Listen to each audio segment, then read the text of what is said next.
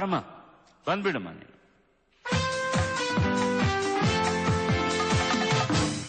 ಎಲ್ಲರಿಗೂ ನನ್ನ ನಮಸ್ಕಾರಗಳು. ನನ್ನ ಹೆಸರು ಸಂಜನಾ ಎಕ್ಸ್. ನಾನು ಬೆಂಗಳೂರಿನಿಂದ ಬಂದಿದ್ದೇನೆ. ತಲೆ ಮೇಲೆಲ್ಲ ತಾರೆಗಳಿವೆ ಅಮ್ಮ, ನಿನ್ನ ತಲೆ ಮೇಲೆ. ಏನದು? ಹೇಗೆ ಅದು? ಬೀಡ್ಸ್ ಹಾಕಿದ್ದಾರೆ ಸರ್. ಬೀಡ್ಸ್ ಹಾಕಿದ್ದಾರೆ. Beads, very good. Beads. Sanjana, welcome to you. Thank you sir. Sanjana ಆಯ್ಕೆ ಒಲವು ಮೂಡಿದಾಗ ಚಿತ್ರದಿಂದ ಬುದ್ಧಿ ಮಾತ ಕೇಳಿ. ಸಾಹಿತ್ಯ ಉದಯ್ ಶಂಕರ್, ಸಂಗೀತ ರಾಜನ್ ನಾಗೇಂದ್ರ, ಮೂಲ ಗಾಯಕರು ಜಾನಕಿ ಅಮ್ಮ. ಶುಭವಾಗಲಿ ಅಮ್ಮ. Please give her a big round of applause.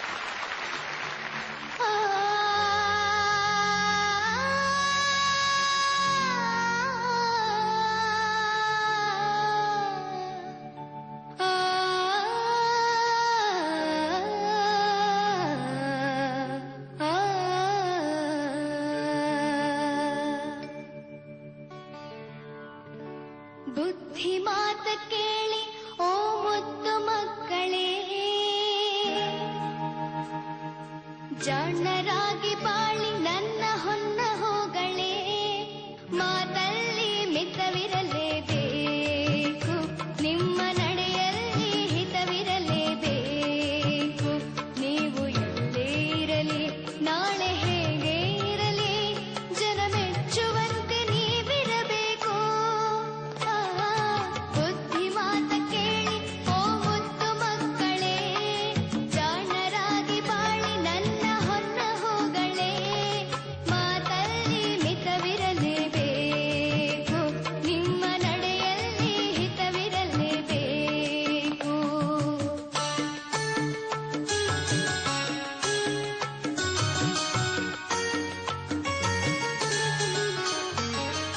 ಹಿರಿಯರಲ್ಲಿ ಗೌರವವು ನಿಮಗಿರಬೇಕು, ಗುರುಗಳಲ್ಲಿ ಭಕ್ತಿ ಭಾವ ತುಂಬಿರಬೇಕು. ಯಾರಲ್ಲೂ ದ್ವೇಷ ಇರಬಾರದು,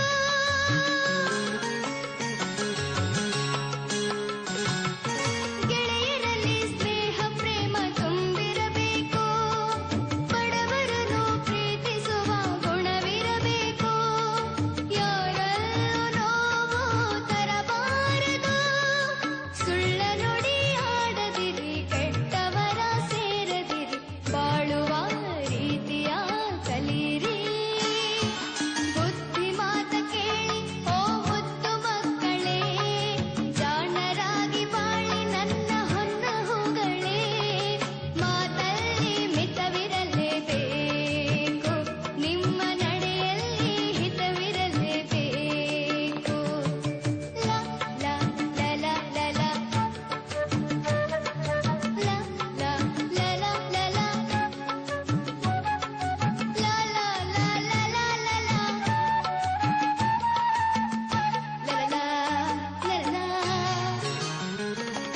ಧೂಮಪಾನ ಮಾಡುವುದೇ ಗೌರವವಲ್ಲ, ಮಧುಪಾನ ದೇಹಕ್ಕೆ ಒಳ್ಳೆಯದಲ್ಲ. ಈ ನಿಜವ ಏಕೆ ನೀ ಅರಿತಿಲ್ಲ?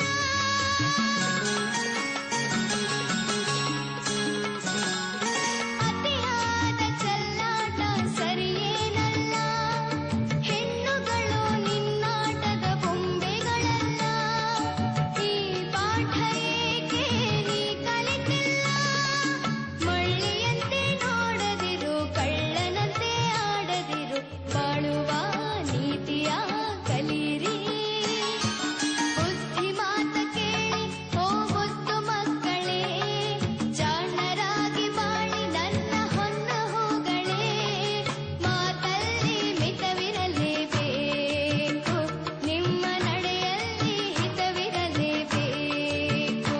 ನೀವು ಎಲ್ಲೇ ಇರಲಿ, ನಾಳೆ ಹೇಗೆ ಇರಲಿ, ಜನ ಮೆಚ್ಚುವಂತೆ ನೀವಿರಬೇಕು. ಬುದ್ಧಿ ಮಾತ ಕೇಳಿ ಓ ಮುದ್ದು ಮಕ್ಕಳೇ, ಜಾಣರಾಗಿ ಬಾಳಿ ನನ್ನ ಹೊನ್ನ ಹೂಗಳೇ. ಮಾತಲ್ಲಿ ಮಿತವಿರಲೇಬೇಕು, ನಿಮ್ಮ ನಡೆಯಲ್ಲಿ ಹಿತವಿರಲೇಬೇಕು.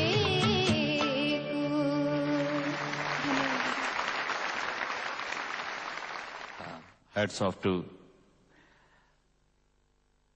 ಶಿವಶ. Hats off to Rajan Nagendra. ಈ ಹಾಡಿಗೆ ಈ ರಾಗ ಪ್ರಸ್ತಾರವನ್ನು ಅವರ ಆಯ್ಕೆ ಮಾಡಿಕೊಂಡದಕ್ಕೆ ಅವರಿಗೆ ಸಾಷ್ಟಾಂಗ ದಂಡ ಪ್ರಮಾಣಗಳು ಮಾಡಬೇಕು. ರಾಜನಾಗೇಂದ್ರ ಅವರಿಗೆ ಉದಯಶಂಕರ್ ಅವರು ಅಷ್ಟು ಸಿಂಪಲ್ ಮಾತುಗಳಲ್ಲಿ ಎಂತಹ ಅದ್ಭುತವಾದ ವಿಷಯಗಳನ್ನು ಹೇಳಿದ್ದಾರೆ. ಇದರಲ್ಲಿ ಸಿಂಪಲ್ ವೆರಿ, ಅದರೇನು ಕವಿತಾ ಪ್ರತಿಭೆ ಏನೂ ಇಲ್ಲ, ಆ ಟ್ಯೂನ್ಗೆ ತಕ್ಕಂತ ಅದ್ಭುತವಾಗಿ ಕೊಟ್ಟಿದ್ದಾರೆ. ಅಂತಹ ಅದ್ಭುತವಾಗಿ ಹಾಡಿದೀಯಮ್ಮ, ಯಾವ ಒಂದು ಮಿಸ್ಟೇಕ್ ಕೂಡ ನನಗೆ ಕಾಣಿಸ್ತಾ ಇಲ್ಲ ನೀನು ಹಾಡಿದ್ರಲ್ಲಿ. ಅಂತಹ ಒಂದು ಟೀಚರ್ ಹೇಳೋ ಹಾಗಿದೆ. ಇದು ಅಸಂಕಲ್ಪಿತ ಪ್ರತೀಕಾರ ಚರ್ಯೆ ಅಂತೀವಿ ನಾವು. ನಮಗೆ ಗೊತ್ತಾದ್ರೆ ಕೆಲವು ನಮ್ಮ ಶರೀರದಲ್ಲಿ ಅಂಗಗಳು ಕೆಲವು ವಿಷಯಗಳನ್ನು ಮಾಡುತ್ತವೆ. ಕೊನೆಗೆ ಹಾಡುವಾಗ ನಿನ್ನ ಲಾಸ್ಟ್ ಪಲ್ಲವಿನಲ್ಲಿ ತಾಳಕ್ಕೆ ಅವರು ಚಪ್ಪಾಳೆ ಕೊಡಬೇಕಂತ ಯಾಕೆ ಅವರಿಗೆ ಮನಸ್ಸು ಬಂತು? ಯಾರು ಇದು ಸಂಗೀತಕ್ಕೆ ಸಂಬಂಧಪಟ್ಟದು ಮಾತ್ರ ಇಲ್ಲ. ಅದಕ್ಕೆ ಮೂಲ ಕಾರಣ ಅದರಲ್ಲಿರೋ ವಸ್ತು ವಿಷಯ. ಅದನ್ನು ಅಷ್ಟು ಚೆನ್ನಾಗಿ ಅವರು ಆರ್ದ್ರತೆಯಿಂದ ಆನಂದಿಸ್ತಾ ನಿನಗೆ ಆಶೀರ್ವಾದ ಅನುಗ್ರಹಿಸಿದರು ಅವರ ಚಪ್ಪಾಳೆಯಿಂದ.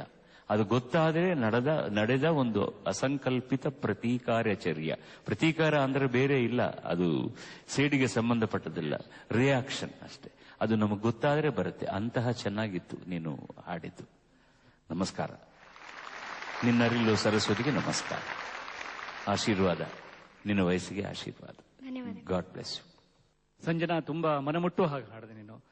ಆಮೇಲೆ ಈ ಹಾಡು ಬಹಳ ಅಪರೂಪದ ಒಂದು ಮಾಧುರ್ಯದಲ್ಲಿ ಅಪರೂಪದ ಸಂದೇಶವನ್ನ ಆಪ್ತವಾಗಿ ಮನಸ್ಸಿಗೆ ತಾಗುವಾಗಿ ಹೇಳಿದಂತ ಹಾಡು.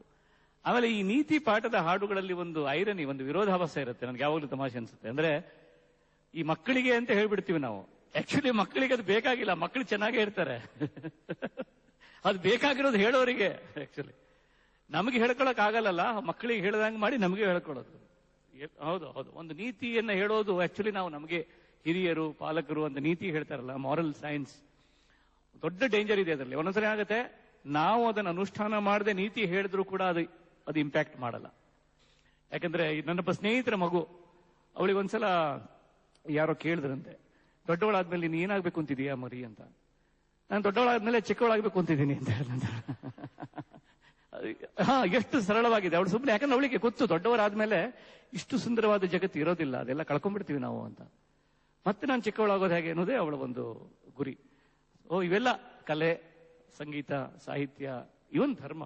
ಆ ಧರ್ಮವನ್ನೆಲ್ಲರೂ ಏನೇನೋ ಮಾಡ್ಬಿಟ್ಟಿದ್ದಾರೆ ಈಗ. ಅದಕ್ಕೆ ಏನೇನೋ ಧರ್ಮ ತುಂಬಾ ಆಧ್ಯಾತ್ಮಿಕವಾದದ್ದು, ತುಂಬಾ ಸ್ಪಿರಿಚುವಲ್ ಕ್ವಾಲಿಟಿ ಇರುವಂತದ್ದು. ಅದನ್ನೇನೋ ರಿಟೈರ್ಮೆಂಟ್ ಬೆನಿಫಿಟ್ ಸ್ಕೀಮ್ ತರ ಮಾಡ್ಬಿಟ್ಟಿದ್ದಾರೆ ಎಲ್ಲ. ಧರ್ಮ ಅಂದ್ರೆ ರಿಟೈರ್ಮೆಂಟ್ ಬೆನಿಫಿಟ್ ಸ್ಕೀಮ್ ಅಲ್ಲ, ಅದು ಎಲ್ಲರಲ್ಲೂ ಇರುವಂತಹ ಒಂದು ಅನುಭಾವಿಕ ತುಡಿತ. ಅದು ಅಂದ್ರೆ ತುಂಬಾ ನಮ್ಮನ್ನು ಮೀರಿ ಇರುವಂತದ್ದೇ ಧರ್ಮ. ಅದಕ್ಕೂ ಜಾಸ್ತಿ ಏನಿಲ್ಲ.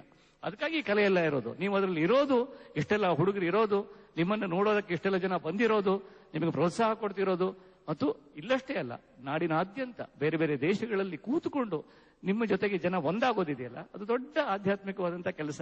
ಸ್ವರಗಳ ಅಧ್ಯಾತ್ಮ. ಶುಭಾಶಯ. ಮಾತುಗಳೆಲ್ಲ ಕೇಳಿ ನಮ್ಮ ಮಾತೆಲ್ಲ ಖಾಲಿ. ಗುಣಕ್ಕೆ ಮತ್ಸರವೇ, ಶುದ್ಧವಾಗಿ ಹಾಡಿದೀಯ. ಅವರು ಶುದ್ಧವಾಗಿ ಪರಿಶುದ್ಧವಾಗಿ ಬರೆದಿದ್ದಾರೆ. ಸಂಯೋಜನೆ ಕೂಡ ಅತಿ ಶುದ್ಧವಾಗಿದೆ, ಎಲ್ಲ ಅಚ್ಚುಕಟ್ಟಾಗಿದೆ. ಅವರು ಒಳ್ಳೆ ಮಾತು ಹೇಳಿದ್ರು, ನಾನು ದೊಡ್ಡವಳಾದ್ಮೇಲೆ ಚಿಕ್ಕವಳಾಗಬೇಕು ಅಂತ. ಬಹಳ ದೊಡ್ಡ ವೇದಾಂತ ಅದು. ನನಗೆ ಈ ಮಾತು ಬಹಳ ಯಾವಾಗಲೂ ಆಕರ್ಷಣೀಯ ಆಗಿರುತ್ತೆ. ಯಾಕಂದ್ರೆ ಡಾಕ್ಟರ್ ರಾಜ್ಕುಮಾರ್ ಅವರು ಈ ಮಾತು ನನಗೆ ಹೇಳಿದ್ರು ಒಂದ್ಸರಿ. ತಪ್ಪು ತಿಳ್ಕೊಬಾರ್ದು, ಯಾವಾಗಲೂ ಅವ್ರ ವಿಷಯನೇ ಹೇಳ್ತೀನಿ ಅಂತನೂ ಅಲ್ಲ, ಅದು ನೆನಪದು. ಅವರು ಯಾವಾಗಲೂ ಹೇಳೋರು ನನಗೆ ಗೊಮ್ಮಟೇಶ್ವರನನ್ನ ಬೆಳದಿಂಗಳಲ್ಲಿ ನೋಡಬೇಕು ಅಂತ ಒಂದು ಆಸೆ ಇತ್ತು ಹಂಸಲೇಖ ಅವರೇ. ಅದಕ್ಕೋಸ್ಕರ ಯಾರಿಗೂ ಹೇಳದೆ ಒಂದು ಬೆಳದಿಂಗಳಲ್ಲಿ ಗೊಮ್ಮಟೇಶ್ವರನ ಹೋಗಿ ನೋಡಿದೆ ನಾನು. ಆ ಎತ್ತರದ ತುಂಬು ಬೆಳದಿಂಗಳಲ್ಲಿ ಅವನ ನೋಡಿದಾಗ ಎಷ್ಟು ಎತ್ತರಕ್ಕೆ ಬೆಳೆದು ಮಗುವಾಗಿದ್ದಾನೀಯಪ್ಪ ಅಂತ ಅನ್ನಿಸ್ತು ನನಗೆ. ಆಗಿಬಿಡು ನೀ ಮಗುವಾಗಿ ಬಿಡು ಅಂತ ನಾನು ಆ ಸಾಲ ಇಟ್ಕೊಂಡು ಒಂದು ಹಾಡು ಕೂಡ ಕಂಪೋಸ್ ಮಾಡಿದ್ದೆ ಅಷ್ಟೇ. ನಾವು ನಿಮ್ಮ ತರ ಆಗಬೇಕು ಅಂತ ನೀವು ನಮಗೆ ಬುದ್ಧಿ ಹೇಳ್ತಾ ಇದ್ದೀರಾ ಅಂತ ನಮಗೆ ಗೊತ್ತಾಯ್ತು ಈಗ. ಆಲ್ ದಿ ಬೆಸ್ಟ್ ರಾಣಿ. ಅದಕ್ಕೆ ನನಗೂ ಬಾಲಸುಬ್ರಹ್ಮಣ್ಯಂ ಅಂತ ಹೆಸರಿಟ್ಟಿದ್ದಾರೆ.